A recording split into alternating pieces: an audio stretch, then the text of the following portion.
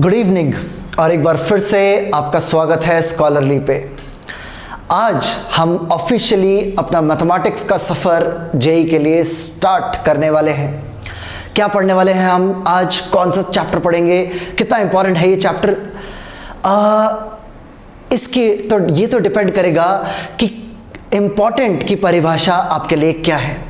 अगर आप आज के चैप्टर को ऐसा देखें कि इससे बहुत सारे नंबरों के क्वेश्चंस आ जाएं आपके जेई मेंस में या जेई एडवांस में, तो आपको निराशा हाथ लगेगी। बहुत सारे नंबर तो नहीं मिलेंगे, हाँ, लेकिन अगर इंपॉर्टेंट की परिभाषा ये है कि अगर ये समझ में आया तो अगले सारे चैप्टर्स में जहां जहां ये शब्द यूज होगा वहां पे जिंदगी सुखद हो जाएगी। तो उस हिसाब से ये बहुत ही इंपॉर्टेंट एक डिस्कशन होने वाली है। आज हम बात करने वाले हैं लॉग्स की, लॉगरिथमिक फंक्शंस की। लॉगरिथमिक फंक्शंस अपने आप में कोई बहुत ही भीमकाय चैप्टर तो नहीं, लेकिन ये जरूर है कि इसके बाद जितने भी चैप्टर्स हम पढ़ेंगे बार बार ये शब्द लॉग यूज होने वाला है। और खुदा न खास्ता आपकी लॉग से दोस्ती ना हो पाई तो आने वाले सारे चैप्टर्स में आपको भरपूर परेशानी का सामना करना पड़ेगा। इसलिए हम स्टार्ट कर रहे हैं आज का सफर बेसिक्स ऑफ मैथमेटिक्स के नाम से। और बेसिक्स ऑफ मैथमेटिक्स में सबसे पहले हम पढ़ेंगे लॉगरिथमिक फंक्शंस। अब ये फंक्शन शब्द क्या है? पहली बार फंक्शन शब्द यूज होता है तो बच्चे घबरा जाते हैं, कहते हैं ये तो पहली बार पढ़ा है, पहले कभी पढ़ा ही नहीं हमने, ऐसा क्या है ये। देखिए, किसी भी चीज में जिसमें x आए या x, ऐसा कोई x से मुझे विशेष प्रेम नहीं, कोई भी वेरिएबल जिसमें आ जाए उसे हम कहते हैं फंक्शन। कहने का मतलब क्या भाई? देखिए, आपके लिए जो जाने पहचाने फंक्शंस हैं, फॉर एग्जांपल sin x, क्या x आया? हाँ जी आया। cos x, क्या x आया? बिल्कुल आया। tan x, इन सबको एक स्पेशल कैटेगरी में डाला जाता है जिसे बोलते हैं हम ट्रिग्नोमेट्रिक फंक्शंस। पॉलिनोमियल्स तो हमने क्लास 9 से पढ़ाई कर रहे हैं पॉलिनोमियल्स के बारे में, और x cube plus x square plus x plus 1 हम जानते हैं कि ये एक एग्जाम्पल है पॉलिनोमियल का। 11th की मैथमेटिक्स में इसे बोलते हैं पॉलिनोमियल फंक्शंस। तो फंक्शंस, हालांकि बहुत ही डिटेल में हम फंक्शंस के बारे में बात करेंगे जब sets, relations and functions chapter पे हम आएंगे। अभी के लिए फंक्शंस की इतनी परिभाषा आपके लिए काफी है कि किसी भी चीज में जहां पे कोई ना कोई वेरिएबल यूज हो रहा हो, अब वो वेरिएबल x हो सकता है, y हो सकता है, z हो सकता है, t हो सकता है, कुछ भी हो सकता है, लेकिन मैथ्स की एक बहुत ही पुरानी प्रथा है, वेरिएबल का मतलब x। तो जहां पे भी आपको x दिख जाए वो एक फंक्शन है। ये एक पॉलिनोमियल फंक्शन है, ये ट्रिग्नोमेट्रिक फंक्शंस है। ऐसे ही अलजेब्राइक फंक्शंस होते हैं, रैशनल फंक्शंस होते हैं, और एक स्पेशल फंक्शन होता है लॉगरिथमिक फंक्शन, जिसे हम लिखते हैं log x के नाम से। अच्छा, अब समझे log x क्या है? एक फंक्शन है, स्पेशल टाइप का फंक्शन है जिसे इजाद करा गया। अच्छा, इसे क्यों बनाया गया? भाई, हर फंक्शन का कोई ना कोई यूज होता है, इसका क्या यूज है? मैथमेटिशियंस जब सॉल्व कर रहे थे मैथमेटिक्स को तो उनके सामने एक अजीबोगरीब फंक्शन आया। कैसा फंक्शन था ये फंक्शन था a की power x is equal to b। अब a की power x is equal to b में अगर आप x की वैल्यू निकालना चाहें तो आप कैसे निकालेंगे? मैथमेटिशियंस के पास इस चीज का कोई जवाब नहीं था, इसलिए एक नए टाइप का फंक्शन बनाया गया जिससे हम इस तरीके के फंक्शंस की वैल्यू, इस तरीके के वेरिएबल्स की वैल्यू निकाल सकें। चलिए, बहुत अच्छी बात है, log x तो समझ में आया।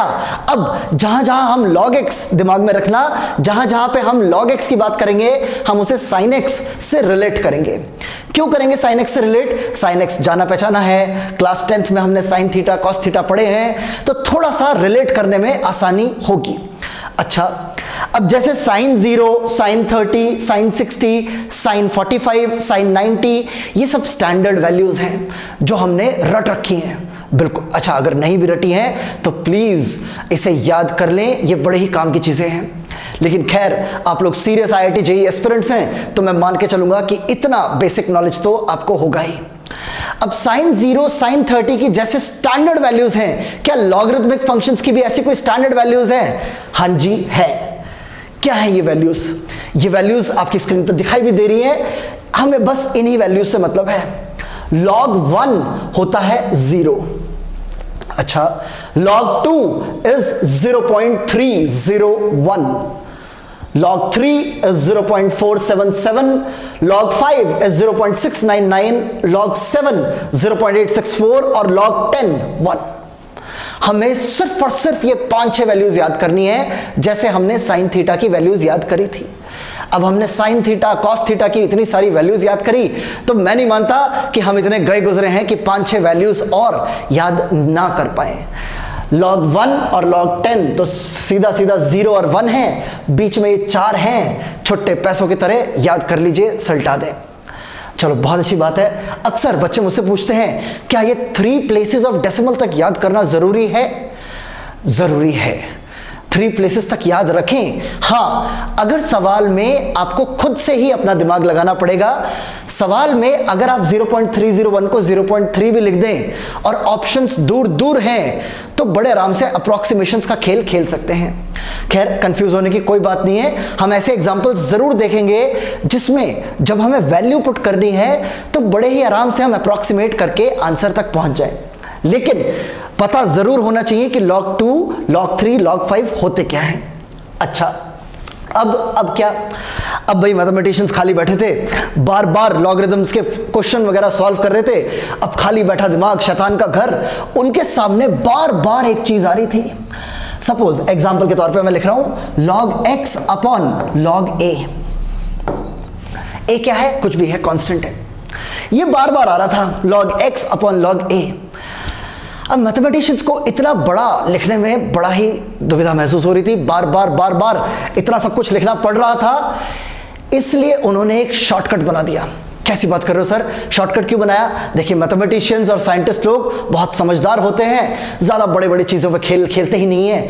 क्या बात कर रहे हो, कैसा एग्जाम्पल दीजिए सर कोई। आप खुद ही सोच के देखिए, 6.67 इंटू 10 पावर -11, इतना बड़ा नंबर था। ग्रेविटेशन में उसे नाम दे दिया गया कैपिटल G। बस सब कुछ शॉर्ट में निपटा दिया। 6.64 इंटू 10 पावर -34, प्लैंक्स कांस्टेंट नाम दे दिया गया H। इतना बड़ा कौन लिखे, H में सल्टा दो, या इतना बड़ा कौन लिखे, G में सल्टा दीजिए। इसीलिए log x upon log a बार बार जब रिपीट हो रहा था, इसकी जगह मैथमेटिशियंस ने लिख दिया log of x with a base of a। क्या बात कर रहे हैं सर? हाँ, ऐसा क्यों? भैया शॉर्टकट था, देखने में सुंदर ज्यादा लग रहा है और लिखने में ज्यादा आसान है। ध्यान दें, ये a की पावर x नहीं है, ये log x with a base of a है। अच्छा, अब आप खुद ही सोच के मुझे बताएं, मान लीजिए मैं लिखता हूं log 2, तो log 2 अगर मैं लिखूं तो इसे तो मैं 1 से डिवाइड कर ही सकता हूं, जैसे 2/1 के बराबर होता है, वैसे log 2 भी log 2 अपॉन 1 के बराबर होगा। हाँ जी सर, ये तो कॉमन सेंस की बात है। और इसी टेबल में आप देखिए 1 की वैल्यू है log 10 के बराबर, तो यानी कि log 2 और 1 की जगह मैंने लिखा log ऑफ 10।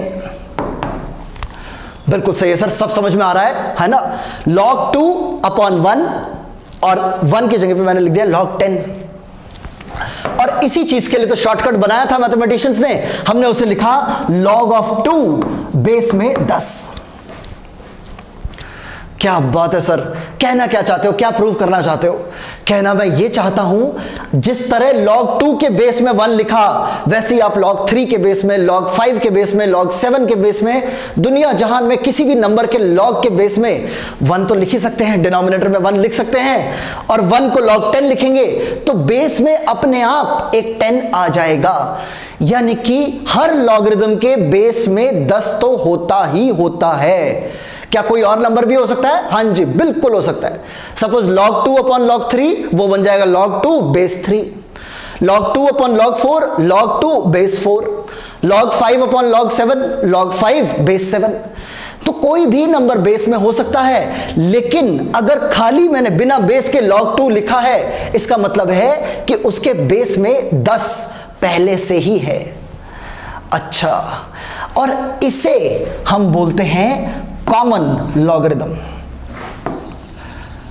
कॉमन लॉगरिथम, ध्यान दें, कॉमन लॉगरिथम क्या है? कॉमन लॉगरिथम वो लॉग है जिनके बेस में 10 लिखा है। लेकिन सर अभी तो आपने कहा कि किसी भी लॉग के बेस में 10 हो सकता है। हाँ जी, तो दुनिया जहान के सारे लॉग कॉमन लॉगरिथम हैं। अरे सर समझ में आ गया। तो बाकी जो अगर कोई और कांस्टेंट बेस में हो तो क्या?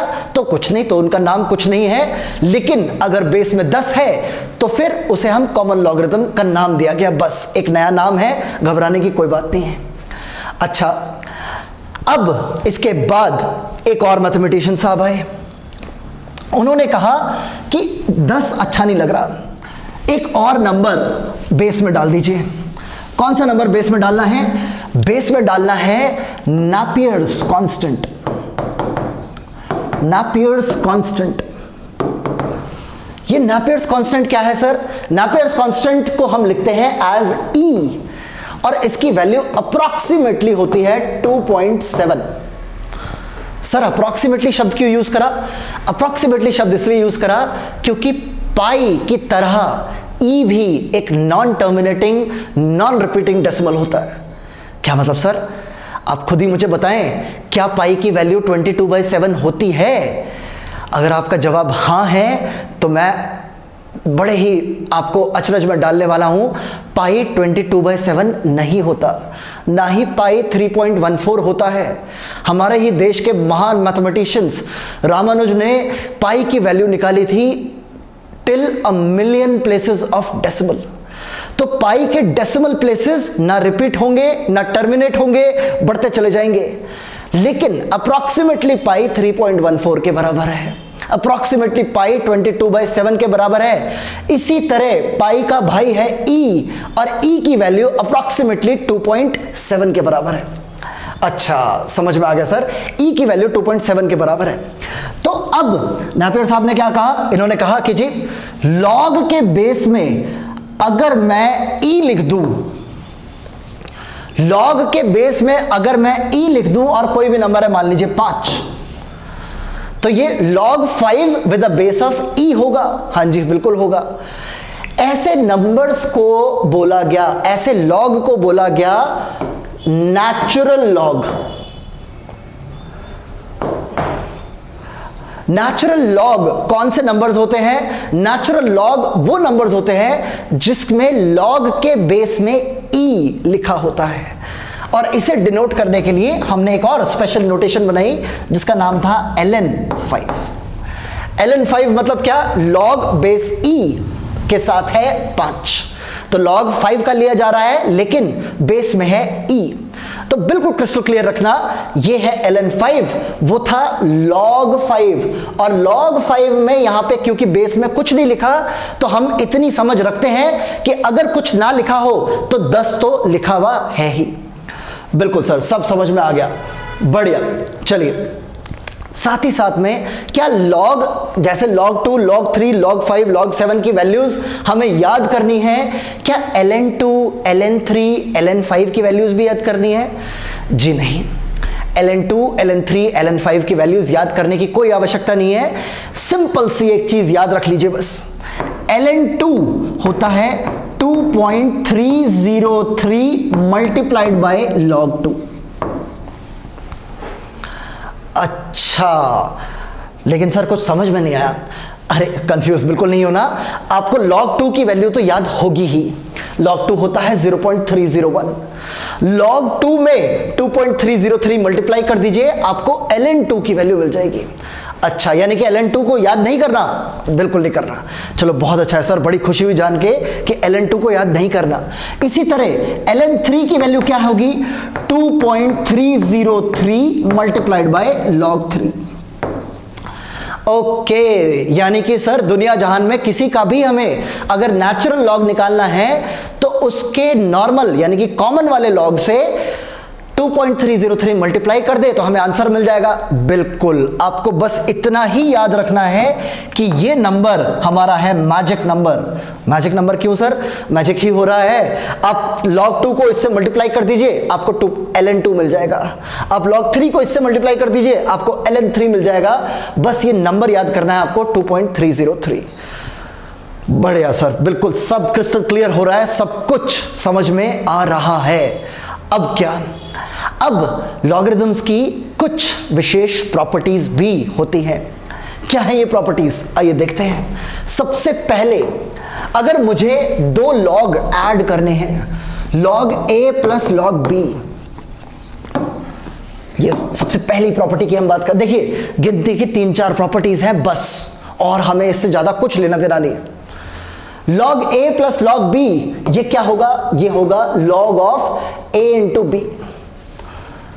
अच्छा, लेकिन सर इसका यूज कहां पे होगा, बड़ा ही सरल सा यूज है।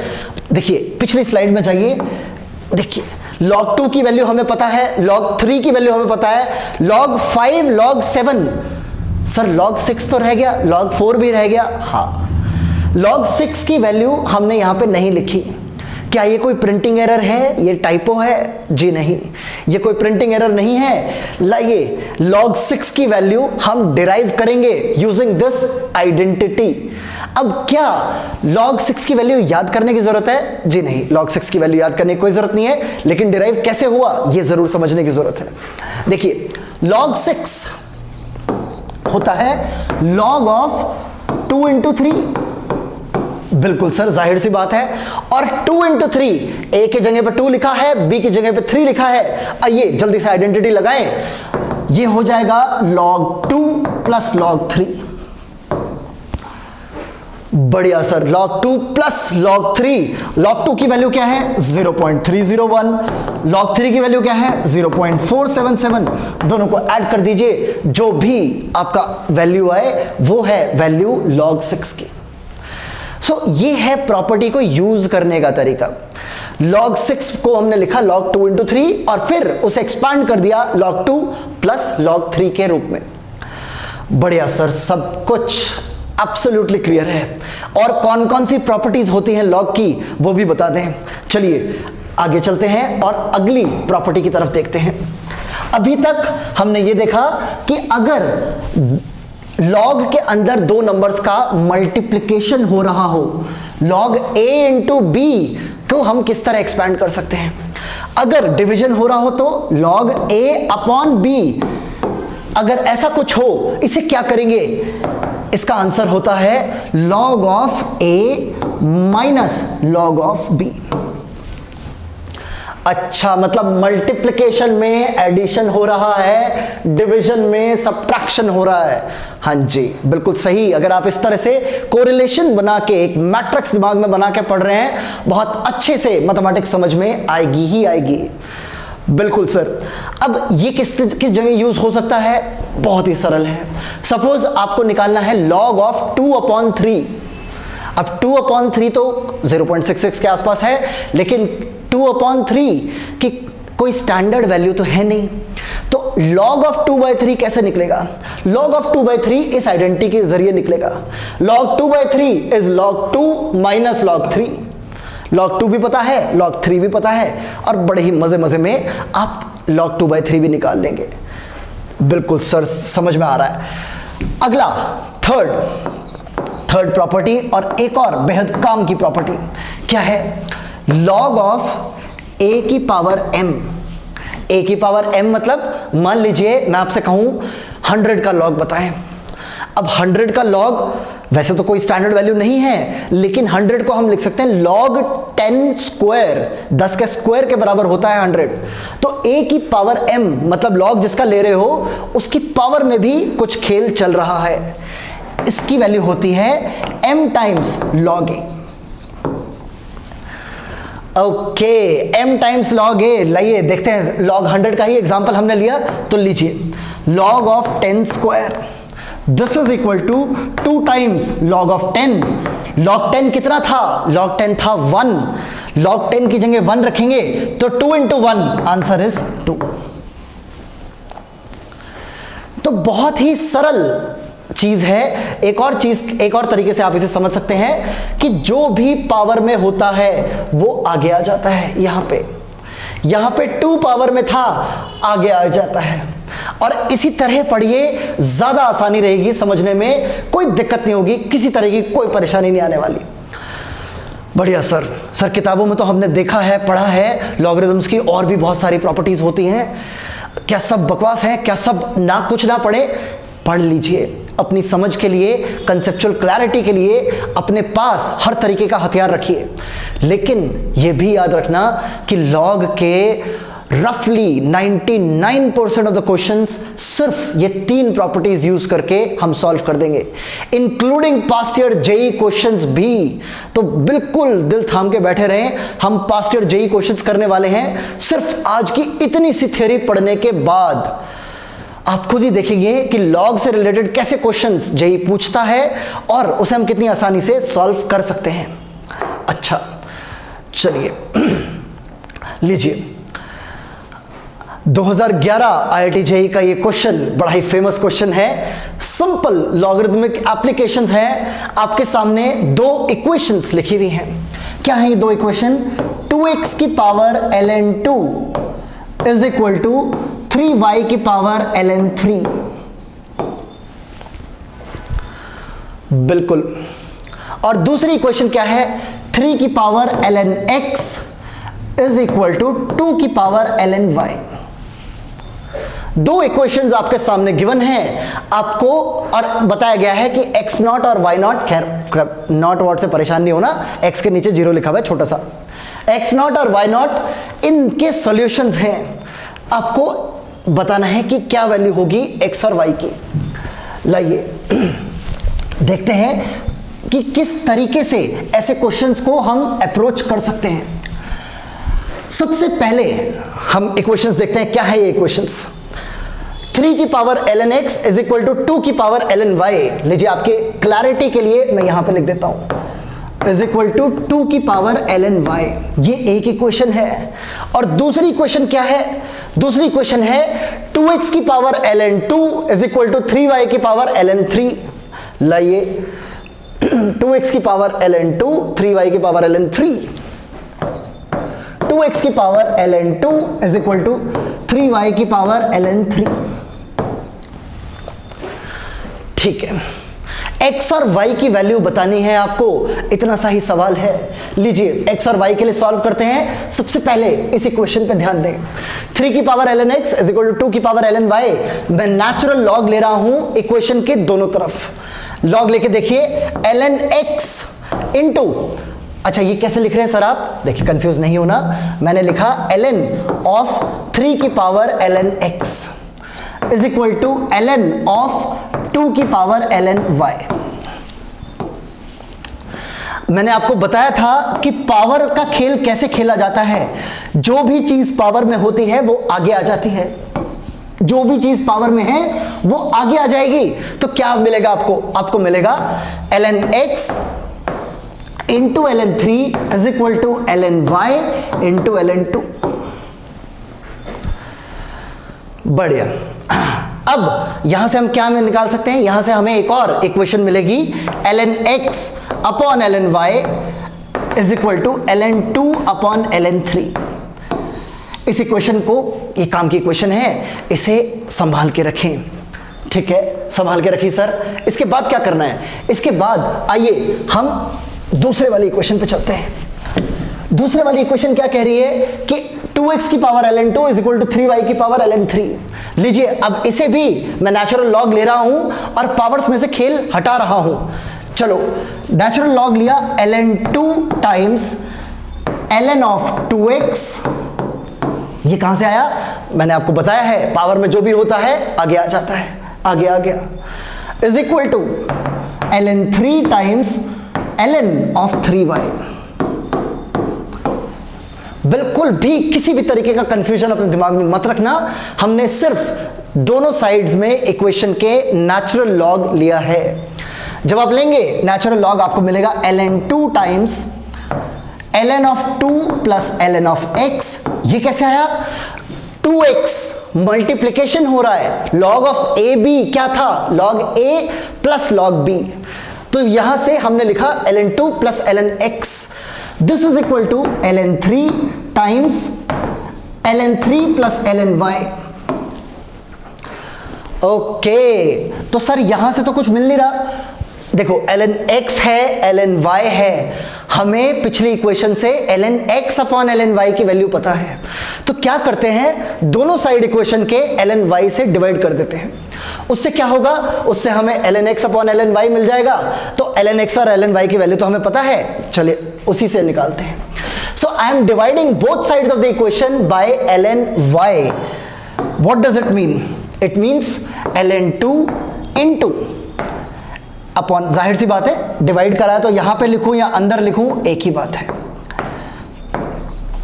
ln y, यहां पे मैंने ln 2 plus ln x upon ln y is equal to ln 3।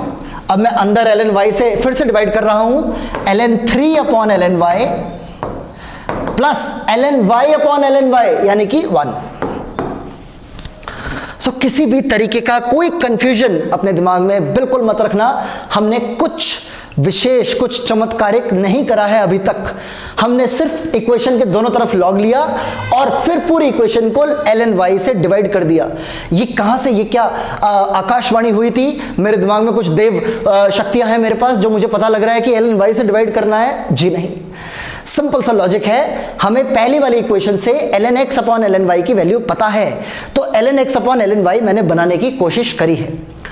ठीक है, अब क्या, अब ln x upon ln y की जगह पे जो वैल्यू पता है वो लिख देते हैं।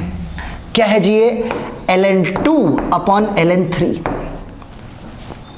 जिस चीज के लिए हमने ये करा था वो यही था कि हमें सीधा सीधा ln x upon ln y का मान पता लग जाए।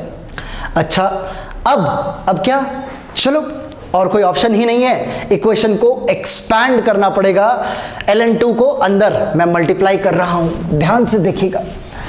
ln 2 को जैसे ही आप मल्टीप्लाई करेंगे आपको मिलेगा, इसकी मल्टीप्लिकेशन इसके साथ आपको मिलने वाला है ln 2 का होल स्क्वायर, ln 2 का whole square upon ln y plus ln 2 का होल स्क्वायर अपॉन ln 3।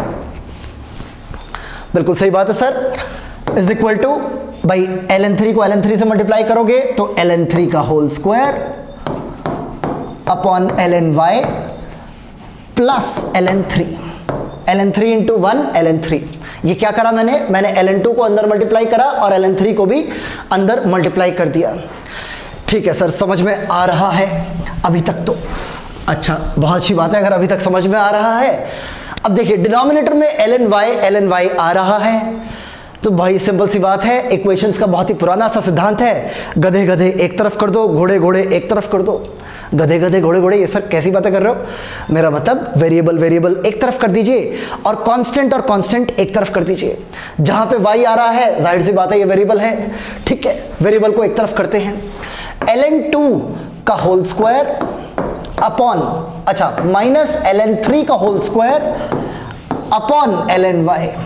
ये मैंने क्या करा, RHS से ln 3 का होल स्क्वायर अपॉन y को उठा के यहां ले आया। This is equal to ln 3 minus ln 2 का होल स्क्वायर अपॉन ln 3। ध्यान दें, हम जेईई एडवांस का क्वेश्चन कर रहे हैं। जरा सी गलती और सावधानी हटी, दुर्घटना घटी। जेईई एडवांस मशहूर है ऐसे क्वेश्चंस बनाने के लिए। अब आपको बड़ी ही प्यारी सी चीज दिखने लग गई होगी। क्या है वो बड़ी प्यारी सी चीज? अगर मैं यहां पे एलसीएम लूं, एलसीएम लेते ही आप ln 3 का होल स्क्वायर बन जाएगा यहां पे और डिनोमिनेटर में रह जाएगा ln 3। ये और ये आपस में कैंसिल हो जाएंगे, माइनस ऑब्वियसली साइन एक आएगा बाहर, यानी कि ln y की वैल्यू आ चुकी है माइनस ऑफ ln 3। आपस में कैंसिल हो गए, एक माइनस साइन बचा, डिनोमिनेटर को भी बराबर होना ही पड़ेगा। तो ln y की वैल्यू आ चुकी है माइनस ln 3। बिल्कुल सर, और हमें पता है कि ln x upon ln y था ln 2 अपॉन ln 3। अब अगर मैं माइनस से ऊपर नीचे मल्टीप्लाई कर दूं तो ये डिनोमिनेटर बराबर, न्यूमरेटर बराबर, तो यहां से ln x की वैल्यू क्या आ गई है? ln x की वैल्यू आ चुकी है माइनस ऑफ ln 2। ओके, जाहिर सी बात है ये माइनस साइन है, तो ये कहां से आया होगा? ये पावर में जा सकता है यहां पे। तो जैसे पावर वाली चीज आगे आ जाती है वैसे आगे वाली चीज पावर में भी जा सकती है। तो ये माइनस को हटा के मैंने लिख दिया ln y is equal to ln of 3 की power -1 and just comparing both sides I'll get that y is equal to 1/3. Similarly यहां से x मुझे मिलेगा 1/2, x भी पता लग गया, y भी पता लग गया। क्वेश्चन में पूछा गया है दोनों का प्रोडक्ट बताइए, x into y, 1/3 into 1/2, the answer is 1/6। बड़ा ही सिंपल, हाँ सिंपल ऐसा नहीं कि बहुत ही आसान लल्लू सा क्वेश्चन था, क्वेश्चन तो अच्छा था, इसीलिए जेईई एडवांस में पूछा गया। अगर अच्छा ना होता तो जेईई एडवांस में पूछा ही ना जाता। लेकिन क्वेश्चन में खास बात क्या है कि सिर्फ एक या दो प्रॉपर्टीज जो हमने पढ़ी हैं आज, 3 प्रॉपर्टीज, उन 3 प्रॉपर्टीज की मदद से आप इस क्वेश्चन को बड़े ही आसानी से सॉल्व कर सकते थे। अच्छा, और कोई क्वेश्चन का सर एग्जांपल आप देना चाहेंगे? बिल्कुल जी, देखिए एक और एग्जांपल, ये रिलेटिवली इजी एग्जांपल है। 3 की power x is equal to 4 की पावर x माइनस 1। 3 की power x is equal to 4 की पावर x माइनस 1। क्वेश्चन में आपसे x की वैल्यू पूछी गई है। सवाल तो ये भी जेईई एडवांस का ही है, तो एक बार सॉल्व करके देखते हैं। जेईई एडवांस का सवाल डिजर्व करता है एक सॉल्यूशन। आइए हम दोनों तरफ सेम प्रोसेस, इक्वेशन के दोनों साइड में हम लॉग ले रहे हैं। इक्वेशन के दोनों साइड में लॉग लीजिए। x times log 3 is equal to x minus 1 times log 4। बिल्कुल सही बात है sir, x times log 3 is equal to x minus 1 times log 4। अब क्या करें भाई, log 4 से डिवाइड कर देते हैं, डिनोमिनेटर में ले आते हैं। log 4 को यहां से हटा के इसके डिनोमिनेटर में लिख देते हैं। ऐसा क्यों करा? ताकि वो log 3 अपॉन log 4 को आप याद करिए, हम बड़े आसानी से लिख सकते हैं x इंटू log 3 बेस 4। हाँ जी सर याद है, x into log 3 base 4 is equal to x minus 1। अच्छा, अब क्या? अब फिर से वही प्रथा हमारी, गधे गधे एक तरफ और सारे घोड़े एक तरफ। x की टर्म्स एक तरफ कर लीजिए, तो 1 की वैल्यू क्या आई?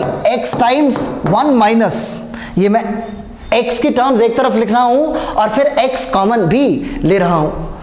x times 1 minus log 3 with a base of 4, यहां से सीधा सीधा x आ गया 1 upon 1 minus log 3 base 4, which is your option C. So question देखने में आसान, लेकिन फिर से मैं दोहराऊंगा कि जेईई एडवांस के क्वेश्चंस खास तौर पे ऐसे ही होते हैं कि सावधानी हटी और दुर्घटना घटी। अब हमने आज क्या पढ़ा? हमने आज एक नए फंक्शन के बारे में पढ़ा, उसकी स्टैंडर्ड वैल्यूज, उसकी प्रॉपर्टीज, और महज 3 प्रॉपर्टीज के माध्यम से यह भी समझा कि हम जेईई एडवांस के क्वेश्चंस भी कर पा रहे हैं अगर हम सफिशिएंटली प्रैक्टिस्ड हों तो। बिल्कुल, अब जाहिर सी बात है, एक वीडियो में संपूर्ण जेईई एडवांस का अगर आप वो करें तो आपको लगेगा ये तो सर बहुत ही नाइंसाफी की बात हो गई, आप कैसे सारा का सारा लॉगरिथम्स एक वीडियो में खत्म कर सकते हैं? जी नहीं, मैंने आपको हर चीज का एक बहुत ही स्ट्रॉन्ग कंसेप्चुअल फाउंडेशन बना के दे दिया है आपके दिमाग में। नींव मैंने रख दी है, उस नींव पे मेहनत करके इमारत आपको बनानी है अपनी मेहनत से। आप जितनी मेहनत करेंगे इमारत उतनी ऊंची बनेगी, कंसेप्ट्स उतने ही स्ट्रांग रहेंगे। और जेईई एडवांस के पास ईयर क्वेश्चन सॉल्व करके मैंने आपको दिखाया कि जो फाउंडेशन मैंने बनाई है वो बहुत ही पक्की फाउंडेशन है और गारंटीड सिलेक्शंस होगा अगर आप इसी तरीके से पढ़ाई करेंगे तो। अच्छा, जाहिर सी बात है, मैं भी समझता हूं कि YouTube में डाउट क्लियरेंस का एक बहुत बड़ा इशू आता है। बच्चे पढ़ाई करते हैं तो डाउट्स तो आएंगे ही। सो सर, डाउट क्लियरेंस के लिए क्या करें? भाई, अगर आपके पास डाउट्स आ रहे हैं, पढ़ाई कर रहे हो, यानी कि आप सही रास्ते पर चल रहे हो, डाउट क्लियरेंस के लिए you can happily join our offline batches. Description में आपको कॉन्टैक्ट डिटेल्स मिल जाएंगी, आप कॉल करके ऑफलाइन बैचेस के स्टार्ट होने का समय बिल्कुल आराम से पूछ सकते हैं और ऑफलाइन बैचेस ज्वाइन कर सकते हैं। लेकिन क्या ये कोई कंपल्शन है? जी ऐसे बिल्कुल नहीं है, हम कोई कंपल्शन आपके साथ नहीं कर रहे, और यही खास बात है स्कॉलरली की। There is absolutely no compulsion to join our offline batches. हम आपको फिर भी उतनी ही शिद्दत से पढ़ाएंगे, पास्ट ईयर जेई क्वेश्चंस भी सॉल्व कराएंगे, मॉक टेस्ट भी सॉल्व करवाएंगे और आईआईटी जेई वाले दिन आपको जेई सॉल्यूशंस भी प्रोवाइड करेंगे। तो सारा का सारी वो चीजें जो आपको एक कमर्शियल सेटअप में मिलती हैं, एक कोचिंग सेटअप में मिलती हैं, वो सारी फ्री ऑफ कॉस्ट यूट्यूब पे मिलने वाली है। हाँ, लेकिन अगर आपको डाउट क्लियरेंस के लिए आपको हमारी आवश्यकता है, आप चाहते हैं कि आपको पर्सनलाइज्ड गाइडेंस मिले और आप मेरे साथ बैठ के पढ़ाई करना चाहते हैं, मेरे से पर्सनली पढ़ना चाहते हैं, तो आप हैप्पीली ऑफलाइन बैचेस ज्वाइन करें and you are most welcome. The admissions are still open. ठीक है, तब तक के लिए अगली वीडियो का जरूर इंतजार करें। अगली बार हम बात करेंगे part 2 of basics of mathematics, एक और विशेष टॉपिक, एक और रोमांचक टॉपिक, जिससे आपके बेसिक्स इतने स्ट्रांग हो जाएंगे कि मैं रिटन में देता हूं, मैं लिखित में देता हूं सब बच्चों को कि अगर आपने जिस तरह मैं पढ़ा रहा हूं आपने पढ़ा, कोई ताकत आपका जेईई एडवांस क्लियर होने से नहीं रोक सकती। तब तक के लिए आपसे अलविदा चाहूंगा। Thank you so much.